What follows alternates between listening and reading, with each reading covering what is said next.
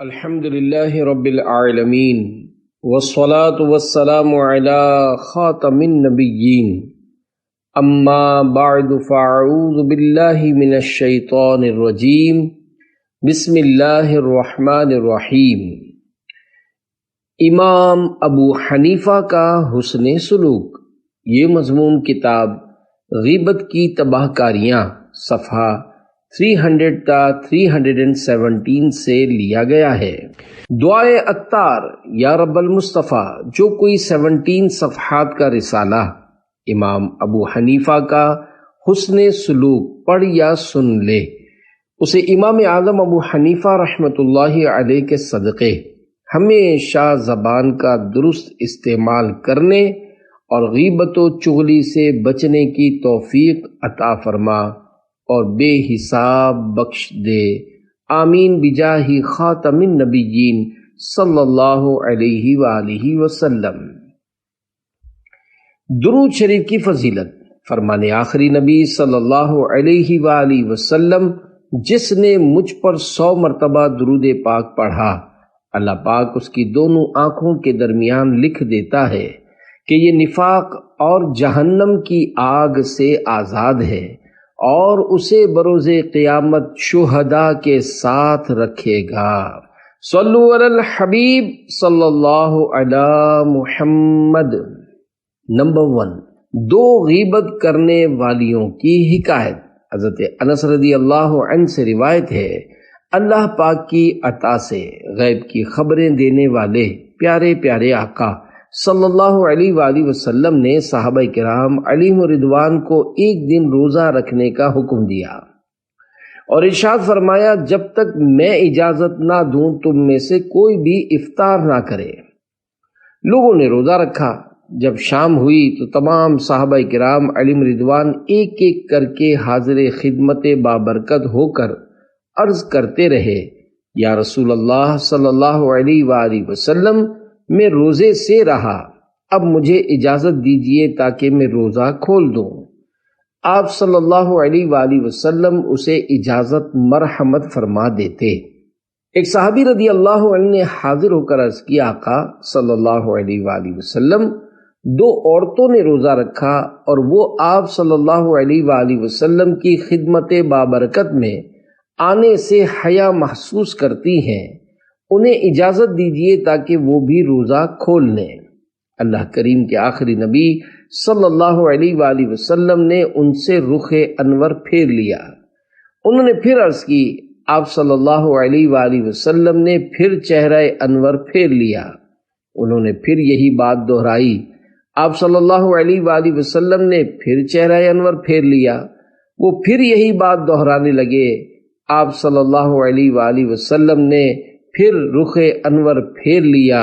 پھر غیب دان رسول صلی اللہ علیہ وآلہ وسلم نے غیب کی خبر دیتے ہوئے ارشاد فرمایا، ان دونوں نے روزہ نہیں رکھا، وہ کیسی روزہ دار ہیں، وہ تو سارا دن لوگوں کا گوشت کھاتی رہیں۔ جاؤ ان دونوں کو حکم دو کہ اگر وہ روزہ دار ہیں تو قے کر دیں۔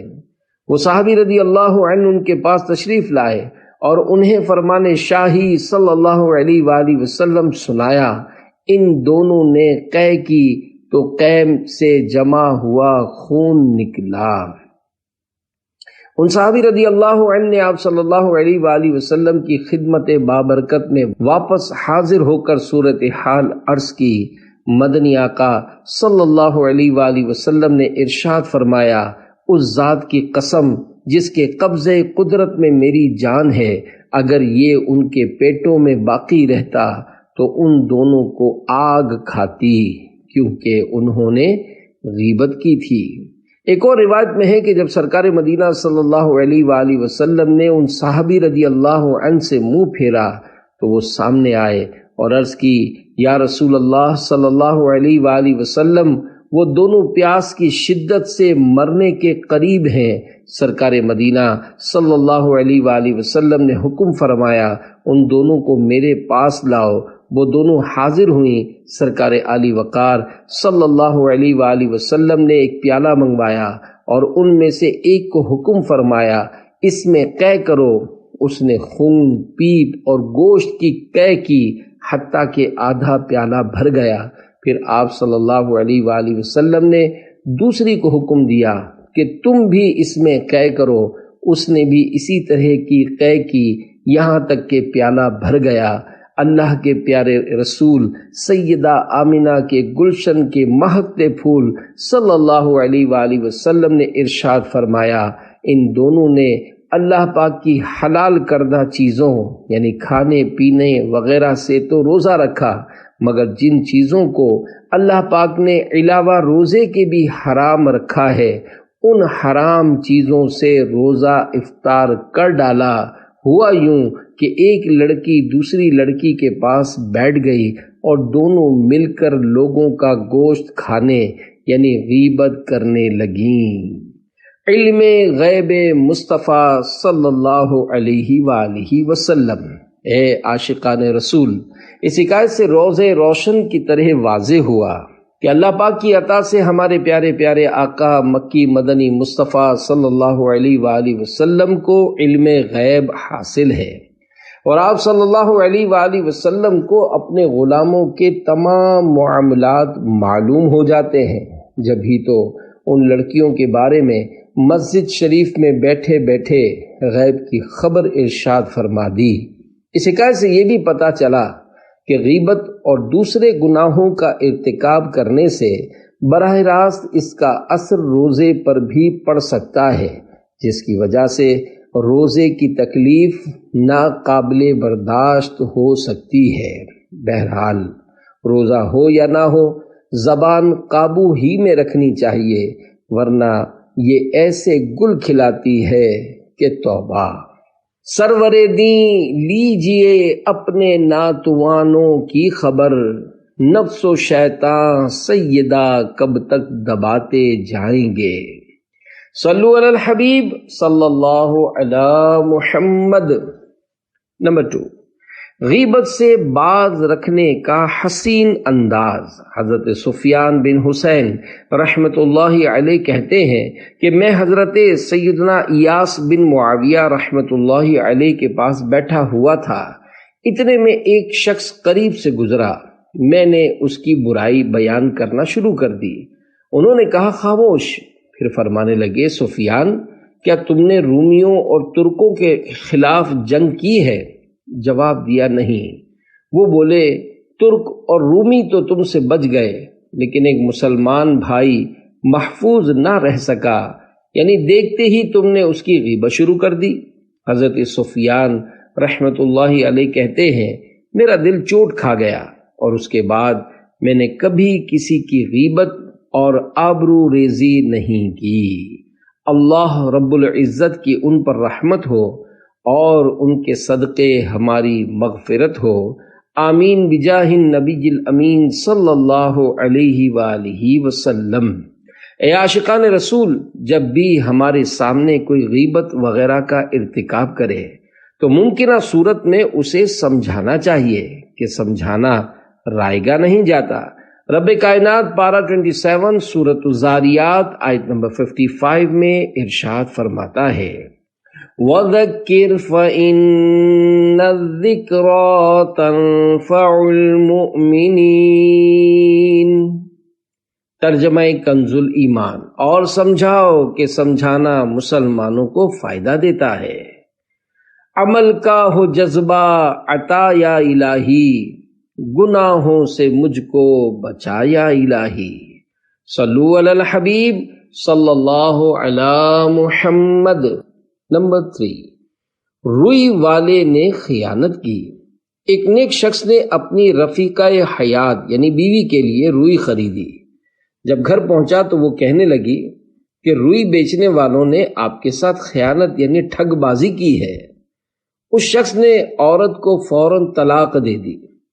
اس آدمی سے جب اس کا سبب پوچھا گیا تو کہا میں ایک غیرت مند انسان ہوں، مجھے خدشہ لاحق ہوا کہ بروز قیامت اگر روئی بیچنے والے اس غیبت و تہمت کی وجہ سے اس سے اپنا حق کے طلبگار ہوئے تو کہیں اہل محشر یہ نہ کہیں کہ دیکھو فلاں کی بیوی سے روئی بیچنے والے اپنا حق مانگ رہے ہیں، اس لیے میں نے اسے طلاق دے دی۔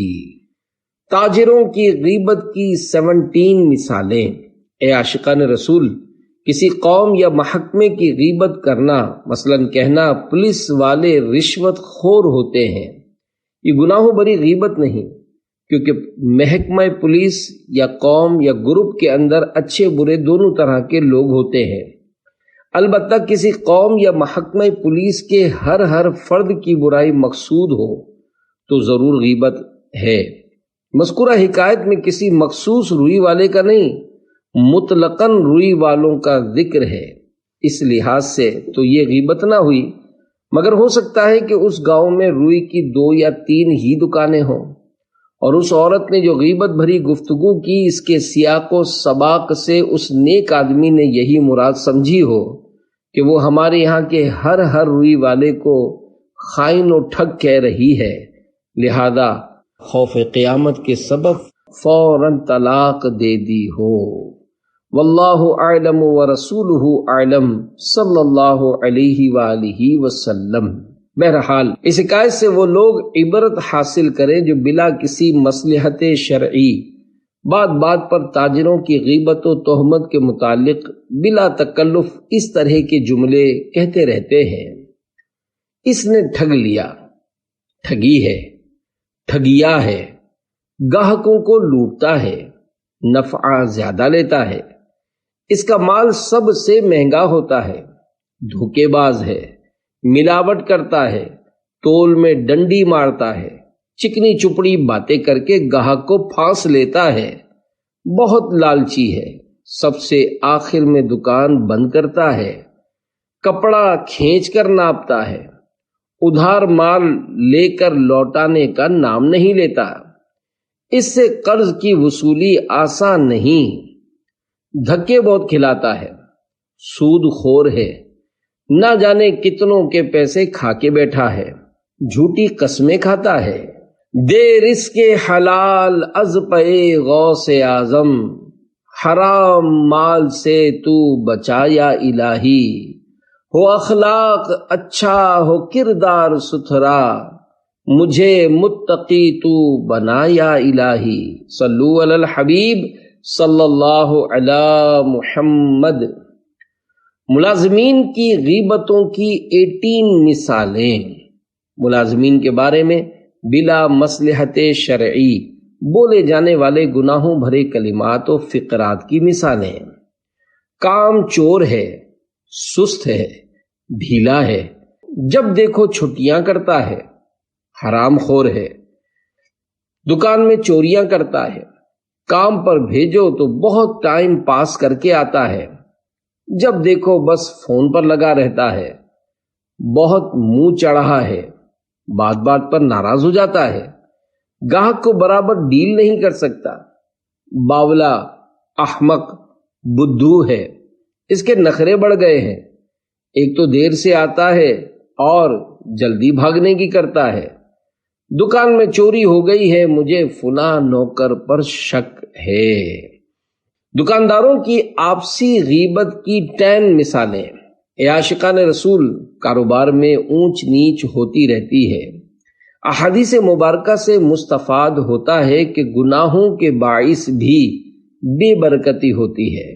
مسلمان کو چاہیے کہ اگر کبھی بے برکتی ہو یا بکری میں کمی آئے تو اپنے اعمال کا محاسبہ کرے، مگر بعض لوگ ایسے موقع پر شیطان کے بہکاوے میں آ کر بدگمانیوں، غیبتوں اور تہمتوں پر اتر آتے ہیں اور کچھ یوں کہتے سنائی دیتے ہیں، لگتا ہے فلاں میرے کاروبار کی ترقی دیکھ نہیں سکتا، میرے گاہک توڑتا ہے، جان بوجھ کر دام کم بتا کر میرے گاہک خراب کر دیتا ہے، خود ملاوٹ والا مال بیچتا ہے مگر میرے گاہک کو بدظن کرنے کے لیے میری چیزوں کو ملاوٹ والی کہتا ہے، بدماشی کر کے میری دکان کے آگے پتھارا لگوا دیا ہے، یہ چاہتا ہے کہ بس کسی طرح میں یہ دکان چھوڑ دوں، اس نے ایسی نظر لگا دی ہے کہ گاہک قریب نہیں پھٹکتا، وہ سامنے والا دکاندار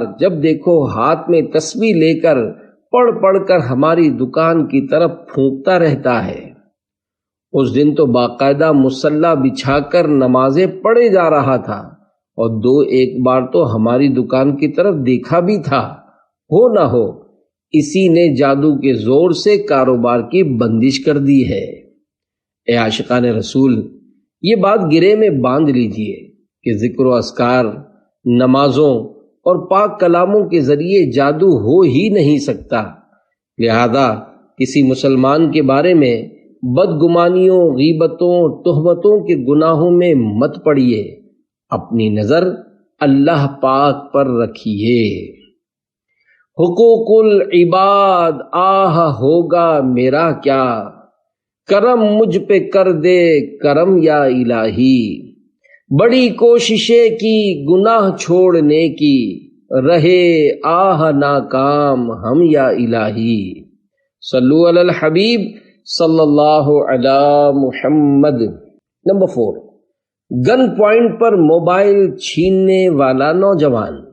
غیبت کرنے سننے کی عادت نکالنے، نمازوں اور سنتوں کی عادت ڈالنے کے لیے دعوت اسلامی کے مشک بار ماحول سے ہر دم وابستہ رہیے۔ سنتیں سیکھنے سکھانے کے لیے مدنی قافلوں میں عاشقان رسول کے ساتھ سنتوں بھرا سفر کیجیے، اور کامیاب زندگی گزارنے اور آخرت سنوارنے کے لیے نیک کام کے مطابق عمل کر کے روزانہ جائزے کے ذریعے رسالہ پر کر کے ہر ماہ کی پہلی تاریخ اپنے ذمہ دار کو جمع کروانے کا معمول بنا لیجئے۔ سنتیں سیکھنے سکھانے کے لیے مدنی قافلوں میں خوب سفر کیجیے۔ آپ کی ترغیب کے لیے مدنی بہار گوش گزار کی جاتی ہے، ضرورتاً جملوں کی نوک پلک سنواری گئی ہے۔ چنانچہ لیاری کراچی کے ایک اسلامی بھائی دعوت اسلامی کے دینی ماحول سے وابستہ ہونے سے پہلے شرابی تھے، بے نمازی تھے، چوریاں کیا کرتے اور گن پوائنٹ پر موبائل چھینا کرتے تھے۔ مزید بھی کئی بری عادتوں میں مبتلا تھے۔ انہوں نے اپنی زندگی کے 4 سال انہی کاموں میں گزار دیے۔ پھر انہیں ایک اسلامی بھائی نے مدنی قافلے میں سفر کی ترغیب دلائی اور وہ 1 ماہ کے مدنی قافلے کے مسافر بن گئے۔ مدنی قافلے میں انہیں بہت راحت ملی۔ انہوں نے گناہوں سے پکی توبہ کر لی۔ پھر اللہ پاک کے کرم سے ان کو فیضان مدینہ کراچی میں تربیتی کورس کرنے کی بھی سعادت ملی۔ اللہ کرم ایسا کرے تجھ پہ جہاں میں، اے دعوت اسلامی تیری دھوم مچی ہو۔ صلو علی الحبیب صلی اللہ علی محمد۔ نیکی کی دعوت عام کرنے کا جذبہ۔ اے عاشقان رسول، دیکھا آپ نے مدنی قافلوں کی بھی کیسی پیاری مدنی بہاریں ہیں۔ جہاں مدنی قافلے کی برکت سے نیک بننے کی سعادت میسر آتی ہے، وہاں اس میں نیکی کی دعوت عام کرنے کا جذبہ بھی ملتا ہے، اور نیکی کی دعوت عام کرنے میں ثواب ہی ثواب ہے۔ اس ضمن میں 4 احادیث مبارکہ پیش کی جاتی ہیں۔ 4 فرامین مصطفیٰ صلی اللہ علیہ وآلہ وسلم۔ نمبر 1، نیکی کی راہ دکھانے والا نیکی کرنے والے کی طرح ہے۔ نمبر 2، اگر اللہ پاک تمہارے ذریعے کسی ایک شخص کو ہدایت عطا فرمائے تو یہ تمہارے لیے اس سے اچھا ہے کہ تمہارے پاس سرخ اونٹ ہوں۔ نمبر 3، بے شک اللہ پاک، اس کے فرشتے، آسمان اور زمین کی مخلوق، یہاں تک کہ چونٹیاں اپنے سوراخوں میں اور مچھلیاں پانی میں، لوگوں کو نیکی سکھانے والے پر صلات بھیجتے ہیں۔ حکیم الامت حضرت مفتی احمد یار خان رحمت اللہ علیہ فرماتے ہیں، اللہ پاک کی صلات سے اس کی خاص رحمت اور مخلوق کی صلات سے خصوصی دعائے رحمت مراد ہے۔ بہترین صدقہ یہ ہے کہ مسلمان آدمی علم حاصل کرے پھر اپنے مسلمان بھائی کو سکھائے۔ صلو علی الحبیب صلی اللہ علی محمد۔ نمبر 5، امام اعظم کا اپنے گستاخ کے ساتھ حسن سلوک۔ حضرت امام اعظم ابو حنیفہ رحمۃ اللہ علیہ مینا شریف کی مسجد الخیف میں تشریف فرما تھے کہ ایک شخص نے آ کر مسئلہ پوچھا۔ آپ رحمۃ اللہ علیہ نے اس کا جواب دیا۔ پھر کسی نے کہا کہ یہ حضرت حسن بصری رحمۃ اللہ علیہ کے جواب کے بالکل خلاف ہے۔ ارشاد فرمایا، اس مسئلے میں حسن بصری رحمۃ اللہ علیہ نے اجتہادی خطا کی۔ پھر ایک اور شخص آیا، اس نے اپنا چہرہ چھپایا ہوا تھا۔ اس نے آپ رحمۃ اللہ علیہ کو گالی نکالی اور کہا، تم حسن بصری رحمۃ اللہ علیہ کو خطا کار کہتے ہو؟ مگر آپ رحمۃ اللہ علیہ کی قوت برداشت کا یہ عالم کہ آپ رحمۃ اللہ علیہ کے چہرے پر کوئی غصہ نظر نہ آیا۔ حاضرین طیش میں آ کر اس گستاخ کو مارنے کے لیے اٹھے۔ امام اعظم رحمۃ اللہ علیہ نے لوگوں کو ٹھنڈا کیا اور اس شخص سے فرمایا، حسن بصری رحمۃ اللہ علیہ سے اجتہادی غلطی ہوئی، اور حضرت ابن مسعود رضی اللہ عنہ نے اس باب میں جو روایت کی وہ صحیح ہے۔ اللہ رب العزت کی ان پر رحمت ہو اور ان کے صدقے ہماری مغفرت ہو، آمین بجاہ النبی الامین صلی اللہ علیہ وآلہ وسلم۔ غصے پر قابو کے بھی کیا خوب فضائل ہیں۔ اے عاشقان اولیاء، دیکھا آپ نے کروڑوں حنفیوں کے عظیم پیشوا حضرت امام اعظم امام ابو حنیفہ رحمۃ اللہ علیہ کا صبر و تحمل۔ حالانکہ آپ رحمۃ اللہ علیہ چاہتے تو لوگ مار مار کر اس کا بھرکس نکال دیتے، مگر آپ رحمۃ اللہ علیہ نے ایسا نہ ہونے دیا۔ جب کوئی اپنی بے عزتی کرے تو عموماً غصہ آ جاتا ہے، مگر ایسے موقع پر غصے کو روک کر اس کے فضائل کا حقدار بننا چاہیے۔ عاشقان رسول کی مدنی تحریک دعوت اسلامی کے مکتبۃ المدینہ کی کتاب بہار شریعت حصہ 16 صفحہ 188 تا 189 پر ہے۔ نبی کریم صلی اللہ علیہ وآلہ وسلم کا فرمان عظیم ہے، جو شخص اپنی زبان کو محفوظ رکھے گا اللہ پاک اس کی پردہ پوشی فرمائے گا، اور جو اپنے غصے کو روکے گا قیامت کے دن اللہ پاک اپنا عذاب اس سے روک دے گا، اور جو اللہ پاک سے عذر کرے گا اللہ پاک اس کے عذر کو قبول فرمائے گا۔ کیا امام اعظم نے حسن بصری کی غیبت کی؟ مذکورہ حکایت میں امام اعظم ابو حنیفہ رحمۃ اللہ علیہ نے حسن بصری رحمۃ اللہ علیہ کی یہ کہہ کر غیبت کی کہ انہوں نے اجتہادی خطا کی، مگر یہ جائز غیبت تھی، کیونکہ ایک مفتی شرعی مسئلے پر خطا کرے تو دوسرا مفتی اس کا رد کر سکتا ہے۔ چنانچہ بہار شریعت حصہ 16 صفحہ 178 تا 179 پر ہے۔ حدیث کے راویوں اور مقدمے یعنی کیس کے گواہوں اور مصنفین پر جرح کرنا اور ان کے عیوب بیان کرنا جائز ہے۔ اگر راویوں کی خرابیاں بیان نہ کی جائیں تو حدیث صحیح اور غیر صحیح میں امتیاز نہ ہو سکے گا۔ اسی طرح مصنفین کے حالات نہ بیان کیے جائیں تو کتب معتمدہ و غیر معتمدہ یعنی قابل اعتماد و ناقابل اعتماد کتابوں میں فرق نہ رہے گا۔ گواہوں پر جرح نہ کی جائے تو حقوق مسلمین کی نگہداشت یعنی دیکھ بھال نہ ہو سکے گی۔ حسد کی بیماری بڑھ چلی ہے، لڑائی آپس میں ٹھن گئی ہے۔ شاہ مسلمان ہو منظم، امام اعظم ابو حنیفہ۔ فضول گوئی کی نکلے عادت، ہو دور بیجا ہنسی کی خصلت۔ درود پڑھتا رہوں میں ہر دم، امام اعظم ابو حنیفہ۔ صلو علی الحبیب صلی اللہ علی محمد، توبو الی اللہ، استغفر اللہ۔ صلو علی الحبیب صلی اللہ علی محمد۔ نمبر 6، امام اعظم رحمۃ اللہ علیہ نے کبھی دشمن کی بھی غیبت نہیں کی۔ ایک مرتبہ حضرت عبداللہ ابن مبارک رحمۃ اللہ علیہ نے حضرت سفیان ثوری رحمۃ اللہ علیہ سے کہا کہ الحمدللہ امام اعظم ابو حنیفہ رحمۃ اللہ علیہ غیبت سے اتنا زیادہ بچتے ہیں کہ میں نے کبھی ان کو دشمن کی غیبت کرتے بھی نہیں سنا۔ آدھے اہل زمین سے بھی امام اعظم کی عقل زیادہ۔ پیارے پیارے اسلامی بھائیوں، حضرت امام اعظم رحمۃ اللہ علیہ کی عقل مندی کے کیا کہنے ہیں؟ یقیناً عقل مند وہی ہے جو اپنے آپ کو اللہ پاک و رسول صلی اللہ علیہ وآلہ وسلم کی اطاعت میں لگائے رکھے، ورنہ تو وہ بے وقوف ہی کیا، بے وقوفوں کا بھی سردار ہے، جو مسلمانوں کی غیبتوں میں پڑھ کر اپنی نیکیاں برباد کر کے جہنم کا حقدار بنتا رہے۔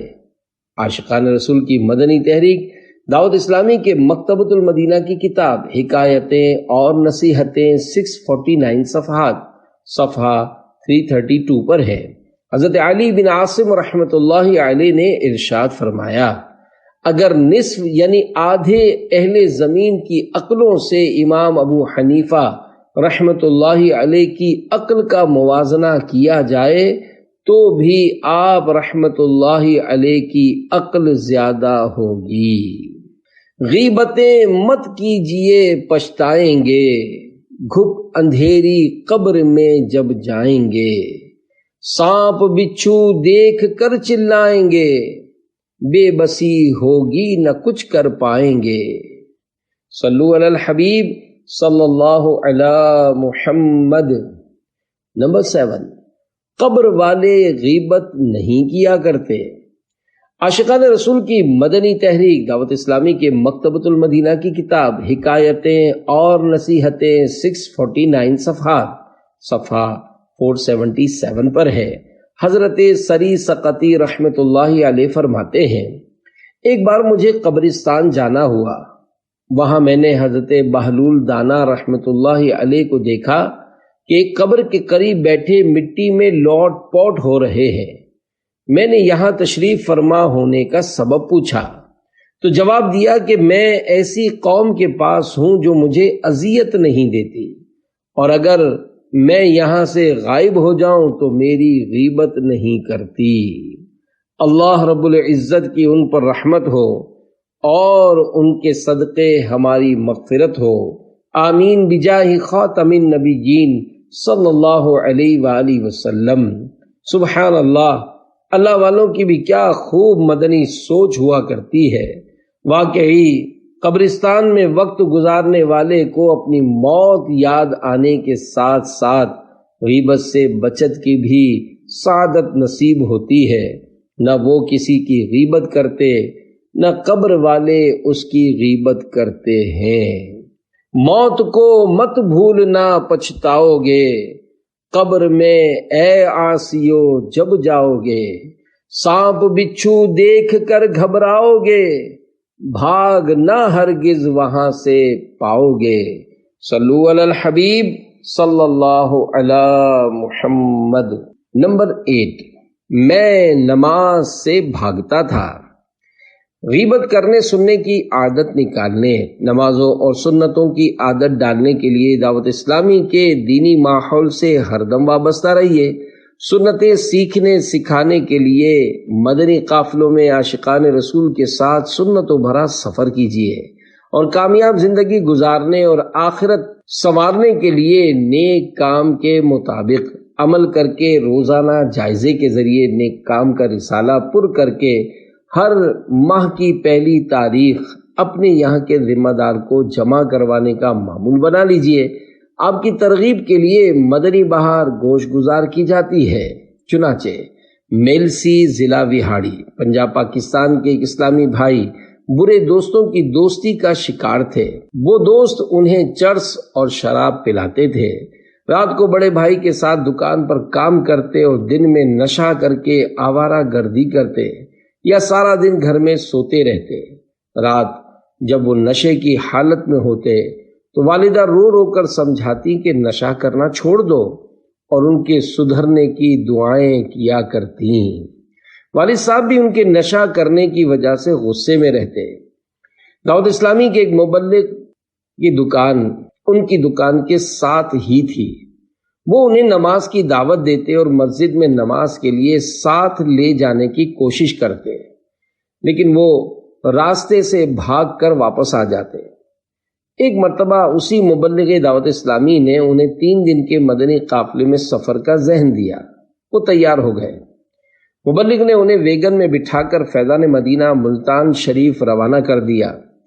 وہاں انہوں نے دعوت اسلامی کے ہفتہ وار سنتوں بھرے اجتماع میں شرکت کی تو دل پر اچھا اثر ہوا۔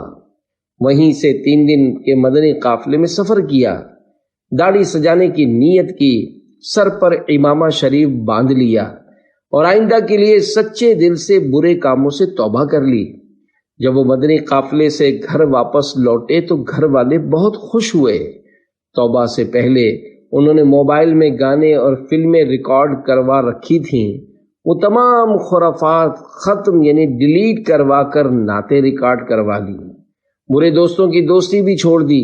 پہلے رکشے پر دوستوں کے لیے شراب لینے جاتے تھے، اب اسی رکشے پر اسلامی بھائیوں کو سوار کر کے ہفتہ وار سنتوں بھرے اجتماع میں فیضان مدینہ میلسی لے جانے لگے۔ نشہ چھوڑنے سے پہلے لوگ انہیں نشئی کہتے تھے، اب دعوت اسلامی والا کہتے ہیں۔ اب گھر والے بھی ان سے خوش ہیں۔ الحمدللہ دعوت اسلامی کے دینی ماحول میں آ کر انہیں گناہوں سے بچنے کی سعادت ملی۔ ہر مہینے 3 دن مدنی قافلے میں سفر کرنے والے بنے۔ 1 سال میں ناظرہ قرآن کریم بھی پڑھ لیا اور ایک ذیلی حلقے کی مشاورت کا نگران بننے کی سعادت بھی نصیب ہوئی۔ دیکھا آپ نے مدنی قافلے کی برکت، رب العزت کی عبادت سے دور رہنے والے کی زندگی میں نیکیوں کی بہار آ گئی۔ پہلے وہ نمازوں سے بھاگا کرتے تھے، اب نمازوں کی دعوت دینے والے بن گئے ہیں۔ ہر مسلمان کو نماز پڑھنی چاہیے۔ انشاءاللہ نماز کی برکت سے برائیاں بھی چھوٹ جائیں گی۔ چنانچہ اللہ کریم پارہ 21 سورۃ العنکبوت آیت نمبر 45 میں ارشاد فرماتا ہے، ان الصلاۃ تنہی عن الفحشاء والمنکر، بے شک نماز منع کرتی ہے بے حیائی اور بری بات سے۔ اتباع نبوی میں خشک ٹہنی ہلائی۔ نماز کی فضیلت کے کیا کہنے۔ چنانچہ عاشقان رسول کی مدنی تحریک دعوت اسلامی کے مکتبۃ المدینہ کی کتاب جنت میں لے جانے والے اعمال 743 صفحات صفحہ 76 پر ہے۔ حضرت ابو عثمان رضی اللہ عنہ فرماتے ہیں کہ میں حضرت سلمان فارسی رضی اللہ عنہ کے ساتھ ایک درخت کے نیچے کھڑا تھا کہ آپ رضی اللہ عنہ نے اس درخت کی ایک خشک ٹہنی کو پکڑا اور اسے ہلایا یہاں تک کہ اس کے پتے جھڑ گئے۔ پھر فرمایا، اے ابو عثمان، کیا تم مجھ سے نہیں پوچھو گے کہ میں نے ایسا کیوں کیا؟ میں نے پوچھا کہ آپ نے ایسا کیوں کیا؟ تو فرمایا، ایک مرتبہ میں رحمت عالم صلی اللہ علیہ وآلہ وسلم کے ساتھ ایک درخت کے نیچے کھڑا تھا تو سرکار مدینہ صلی اللہ علیہ وآلہ وسلم نے اسی طرح کیا اور اس درخت کی ایک خشک ٹہنی کو پکڑ کر ہلایا یہاں تک کہ اس کے پتے جھڑ گئے۔ پھر فرمایا، اے سلمان، کیا تم مجھ سے نہیں پوچھو گے کہ میں نے یہ عمل کیوں کیا؟ میں نے عرض کی، آپ نے ایسا کیوں کیا؟ ارشاد فرمایا، بے شک جب مسلمان اچھی طرح وضو کرتا ہے اور 5 نمازیں ادا کرتا ہے تو اس کے گناہ اس طرح جھڑتے ہیں جس طرح یہ پتے جھڑ جاتے ہیں۔ پھر آپ صلی اللہ علیہ وآلہ وسلم نے یہ آیت مبارکہ پڑھی، وَأَقِمِ الصَّلَاةَ طَرَفَيِ النَّهَارِ وَزُلَفًا مِّنَ اللَّيْلِ إِنَّ الْحَسَنَاتِ يُذْهِبْنَ السَّيِّئَاتِ ذَلِكَ ذِكْرَى لِلذَّاكِرِينَ۔ ترجمہ کنزل ایمان۔ اور نماز قائم رکھو دن کے دونوں کناروں اور کچھ رات کے حصوں میں، بے شک نیکیاں برائیوں کو مٹا دیتی ہیں، یہ نصیحت ہے نصیحت ماننے والوں کو۔ صلو علی الحبیب صلی اللہ علی محمد، توبوا الی اللہ استغفر اللہ، صلو علی الحبیب صلی اللہ علی محمد۔ نمبر 9، غیبت کے سبب برزخ میں قید۔ عاشقان رسول کی مدنی تحریک دعوت اسلامی کے مکتبۃ المدینہ کی کتاب آنسوؤں کا دریا 300 صفحات میں ہے۔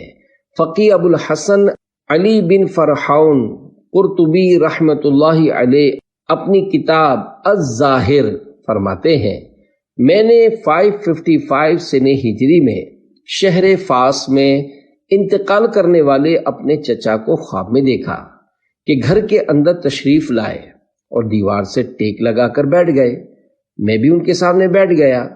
میں نے ان کا بدلا ہوا رنگ دیکھا تو پوچھا، چچا جان آپ کو آپ کے رب کریم سے کیا ملا؟ فرمایا، بیٹا مہربان سے مہربانی کے سوا اور کیا ملتا ہے؟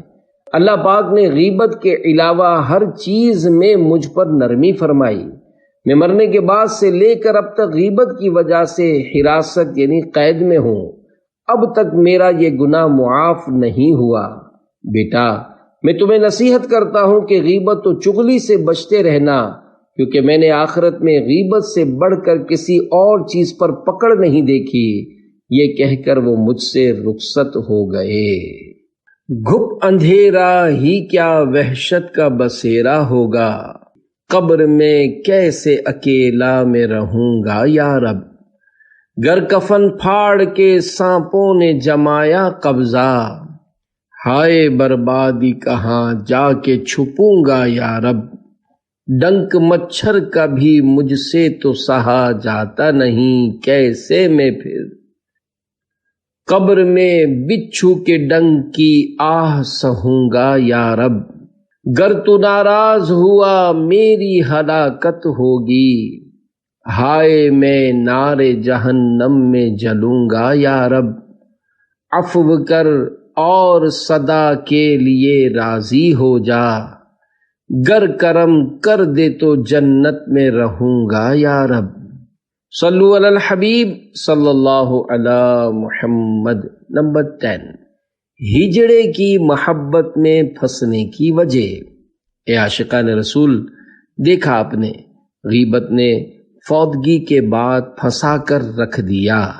غیبت، چغلی، بدگمانی وغیرہ ایسی نامراد آفات ہیں کہ بسا اوقات انسان کو حین حیات یعنی جیتے جی بھی عبادات سے دور کر کے مزید گناہوں کے تندور میں جھونک دیتی ہیں۔ چنانچہ حضرت شیخ ابو القاسم قشیری رحمۃ اللہ علیہ نقل کرتے ہیں کہ شیخ ابو جعفر بلخی رحمۃ اللہ علیہ فرماتے ہیں، ہمارے ہاں بلخ میں ایک نوجوان تھا، یوں تو وہ خوب عبادت و ریاضت کیا کرتا مگر غیبت کی آفت میں مبتلا تھا۔ اکثر کہتا فلاں ایسا ہے فلاں ویسا ہے۔ ایک روز میں نے اسے لوگوں کے کپڑے دھونے والے ہیجڑوں کے پاس سے نکلتا دیکھا۔ میں نے اس سے اس کا سبب پوچھا۔ کہنے لگا، یہ لوگوں کو برا بھلا کہنے یعنی غیبتیں کرنے کی سزا ہے کہ مجھے اس حال میں ڈال دیا گیا ہے۔ افسوس، میں ان میں سے ایک مخنث یعنی ہجڑے کی محبت میں مبتلا ہو گیا ہوں۔ اسی مخنث کے عشق کی وجہ سے میں ان دھوبی ہجڑوں کی خدمت کرتا ہوں، اور رب ذوالجلال کی طرف سے پہلے مجھے جو باطنی احوال حاصل تھے سب جاتے رہے۔ لہذا آپ اللہ پاک سے دعا کیجئے کہ مجھ پر رحم فرمائے۔ کہیں غیبت تو نہیں لے ڈوبی؟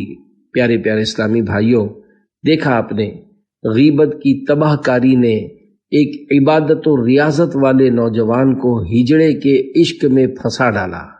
غیبتوں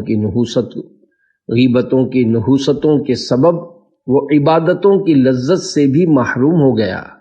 یہاں وہ اسلامی بھائی غور فرمائیں، جنہیں پہلے سنتوں بھرے بیانوں، پیارے آقا صلی اللہ علیہ وآلہ وسلم کی نعتوں، ذکر اللہ اور دعاؤں میں بہت دل جمعی حاصل ہوتی تھی، مگر اب ایسا نہیں، بلکہ دل ہر دم گناہوں کی طرف مائل رہتا ہے۔